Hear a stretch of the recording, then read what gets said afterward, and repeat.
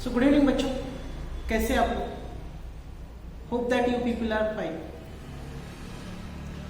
तो देखो बेटा, आज हम कुछ क्वालिटीज देखने वाले हैं जो जनरली उन बच्चों में होती है जो हर एग्जाम में टॉप करते हैं, वो चाहे एमपीएससी की एग्जामिनेशन हो, यूपीएससी की एग्जामिनेशन हो, नीट की एग्जामिनेशन हो या आईआईटी जेईई की एग्जामिनेशन हो या बोर्ड्स की एग्जामिनेशन हो, 12th की एग्जामिनेशन हो, एमबीए की एग्जामिनेशन हो, सीए फाउंडेशन की, कोई भी है ना, इर्रेस्पेक्टिव ऑफ योर फील्ड, कोई भी एग्जामिनेशन हो, उनके अंदर एक कुछ कॉमन क्वालिटीज होती है। There are few common qualities जो अगर किसी स्टूडेंट में हो तो बहुत ज्यादा चांसेस है कि दैट ही और she will be successful. Okay, सबसे पहले कि वो हर सिचुएशन में खुद को शांत बनाए रखते हैं। देखो, अब कंडीशन हर बार हमारे हिसाब से नहीं होगी ना, every time it will be not according to us. कभी कभार आपके फेवर में रहेगी, कभी आपके अगेंस्ट पे रहेगी।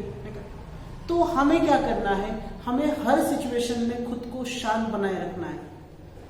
ओके, सपोज अगर अभी तक आपकी पढ़ाई नहीं हुई है और आपके एग्जाम के लिए कम समय बचा है, तो आप यहां से टाइम टेबल बनाइए, क्योंकि अब जो टाइम गया है उसको हम बदल नहीं सकते। अब पीछे के टाइम में हम जा नहीं सकते, लेकिन यहां से आगे जितना टाइम हमारे पास बचा है उसमें हम जितना इफेक्टिव काम कर सकते हैं, जितना आउटपुट हम ला सकते हैं, उतनी कोशिश करने की, उतना अच्छा सा आउटपुट हमारा निकले।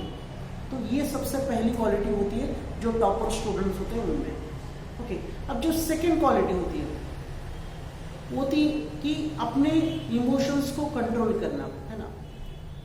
हाँ, देखो कभी कभार क्या होता है कि हम स्कूल में जाते हैं या कभी कभार हम बाहर जाते हैं, ओके, मार्केट में, ओके, या बाहर घूमने जाते हैं या खेलने जाते हैं या किसी काम की वजह से जाते हैं, किसी गेस्ट के घर पे जाते हैं, तो किसी के साथ हमारा कोई किसी बात पे अनबन हो जाती है या हमारे विचार उनसे मिलते जुलते नहीं, या किसी बात से लेकर दोस्त से हमारा झगड़ा हो जाता है, तो उस केस में हम इमोशनली ब्रेक डाउन हो जाता है हमारा, मतलब हम वहां पर उनसे लड़ झगड़ते हैं या जिस चीजों में इन्वॉल्व होकर हम अपना टाइम वेस्ट करते हैं जो कि हमने नहीं करना चाहिए।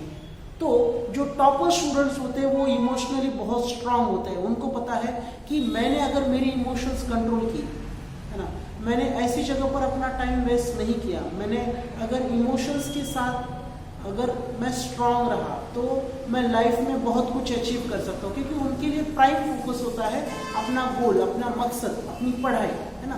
तो वो इमोशनली बहुत स्ट्रांग होते हैं ना, वो इमोशनली इतने स्ट्रांग होते हैं कि उनको पता है कि किस सिचुएशन में किस तरह से हमें डील करना है।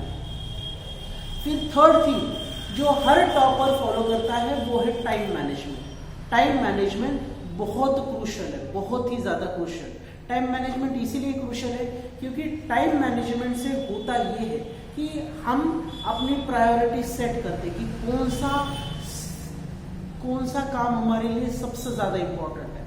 प्रायोरिटीज हमारी सेट हो जाती है कि मेरे लिए कौन से समय पे कौन सा समय अच्छा रहेगा। मॉर्निंग में हम मोबाइल में बहुत सारा टाइम वेस्ट कर देते हैं, मॉर्निंग में उठते ही हम मोबाइल हाथ में लेते हैं और सोशल मीडिया पे चेक करते हैं कि इसका मैसेज आया। बिल्कुल मॉर्निंग टाइम हमारा बहुत इंपॉर्टेंट टाइम होता है, तो उस समय हमने सिर्फ और सिर्फ पढ़ाई करनी चाहिए, सोशल मीडिया से बिल्कुल अटैच नहीं होना चाहिए मॉर्निंग टाइम में, है ना।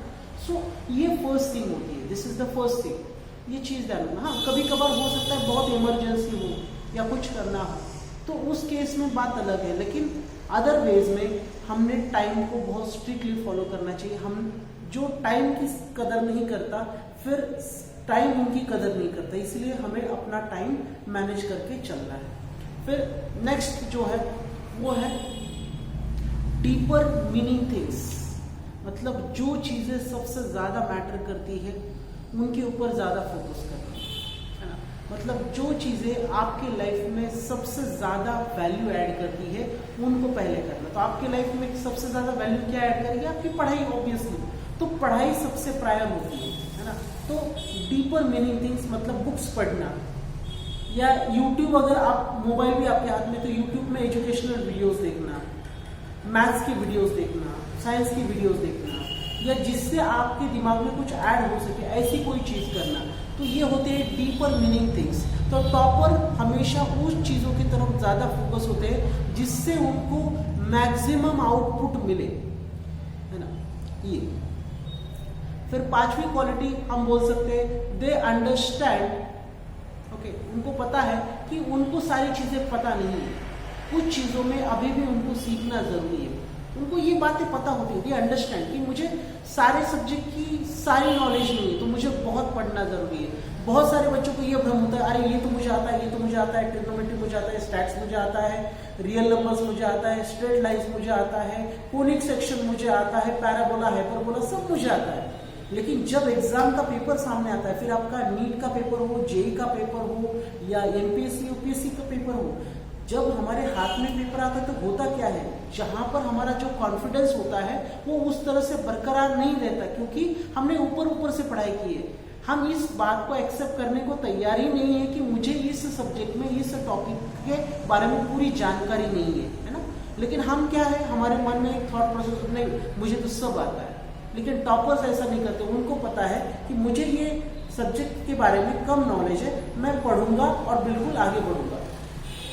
ओके, उनमें नेक्स्ट क्वालिटी जो होती है, उनमें और एक सबसे important quality, they accept the mistakes, है ना। उनमें ये क्षमता होती है कि गलतियां ये करना, एक्सेप्ट करना कि मुझसे कोई गलती हुई है तो मैं उसको एक्सेप्ट करूंगा। हम क्या करते हैं कि हम गलती एक्सेप्ट नहीं करते, we never accept the mistakes. हम बोलते कि नहीं मेरी कोई गलती नहीं, सामने वाला गलत है, या मुझे तो सब आता था लेकिन सर ने या मैम ने नहीं पढ़ाया, मुझे पेपर में सब आता, ये टॉपिक नहीं हुआ था या ये नहीं हुआ है ना। हम अपनी गलतियों को कभी भी नहीं करते, इसलिए हम प्रोग्रेस नहीं कर पाते। जो गलतियों को एक्सेप्ट करता है वही प्रोग्रेस करता है। आप देखते हो कि कभी कभार पेपर में न्यूज आती है कि मारुति ने इतनी गाड़ियां रिकॉल की या टोयोटा ने इतनी गाड़ियां वापस बुला ली, क्योंकि एक छोटा सा डिफेक्ट होता है, वो एक्सेप्ट करते हैं, वो डिफेक्ट को कंटिन्यू करते हैं, तो वो कस्टमर से गाड़ी वापस मंगा लेते हैं, वो डिफेक्ट ठीक करते हैं और फिर कस्टमर को दे देते हैं, हैंड ओवर करते हैं। तो ये होता है एक मैनेजमेंट।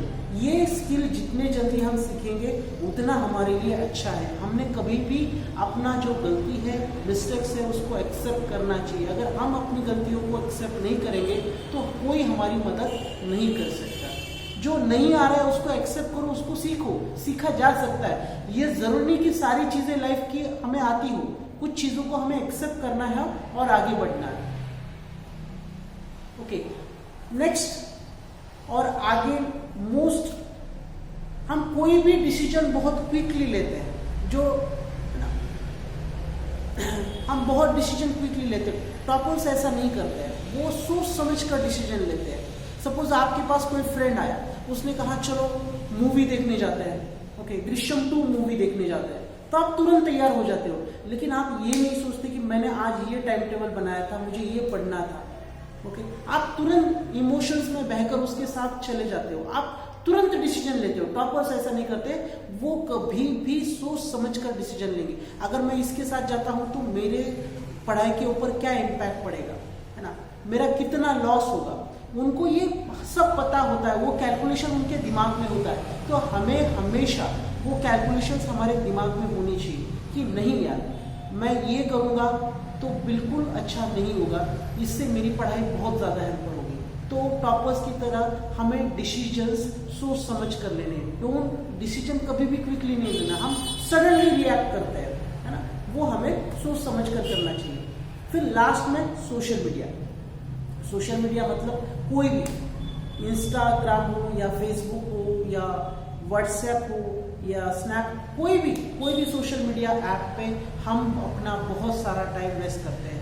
अभी जो डेटा रिलीज किया है उससे ऐसा पता चला है कि मिनिमम यूथ में कम से कम 4 से 4.5 घंटे 5 घंटे तक बच्चे मोबाइल पे टाइम वेस्ट कर रहे हैं। तो हम देखिए अपना कितना बहुमूल्य समय अपना हम मोबाइल की ब्लू स्क्रीन पे कुछ भी नहीं, सिर्फ स्क्रॉलिंग में हम वेस्ट कर रहे हैं। कभी कभार अगर कुछ जरूरी है, स्कूल का कोई प्रोजेक्ट है या कोई इंपॉर्टेंट है, कोई नोट्स देख रहे हो, कोई विकिपीडिया मीडिया से आप इंफॉर्मेशन ले रहे हैं तो वो बात अलग है, लेकिन आप अगर सोशल मीडिया पे इतना अगर आप अवॉइड नहीं कर सकते तो उसके लिए कोई टाइम ये करिए, ब्लॉकर एप्लीकेशन यूज करिए, कोई एप्लीकेशन जो ऐसे है कि ये मेरा नो मोबाइल जोन है ना, कि यहाँ पर मैं बिल्कुल मोबाइल यूज ही नहीं करूंगा, अपने लिए खुद रिस्ट्रिक्शन। इससे क्या होगा कि हमारा आवारा मन कमजोर होता है ना, अपना हम स्टिल हो जाते हैं, हमें पता है कि हमारे लिए क्या जरूरी है। तो सोशल मीडिया हमारा बहुत टाइम कंज्यूम करता है, तो आप सोशल मीडिया अगर कंट्रोल नहीं कर सकते है ना तो उसका टाइम रिड्यूस करिए। हाँ, आप 5 मिनट 10 मिनट वो बात अलग है, लेकिन आप अगर घंटों उस पर बिता रहे हो तो हमारा फ्यूचर बहुत डार्क होगा, और ये टाइम बहुत कीमती है। चाहे कुछ भी हो जाए, लेकिन कभी अपना टाइम वेस्ट मत करना। पैसे एक बार गए तो वापस आ सकते, लेकिन गया हुआ टाइम कभी वापस नहीं आएगा। सो यूटिलाइज योर टाइम वाइजली, है ना। एंड एट द लास्ट मैं यही कहूंगा कि every problem has a situation, every problem has a solution, every problem has a solution. Okay, so हम जो भी एग्जाम आने वाली है आगे उसमें टॉप करके रहेंगे। ओके, सो जब तक तोड़ेंगे नहीं तब तक छोड़ेंगे नहीं। Okay, so thank you so much. Vande Mataram.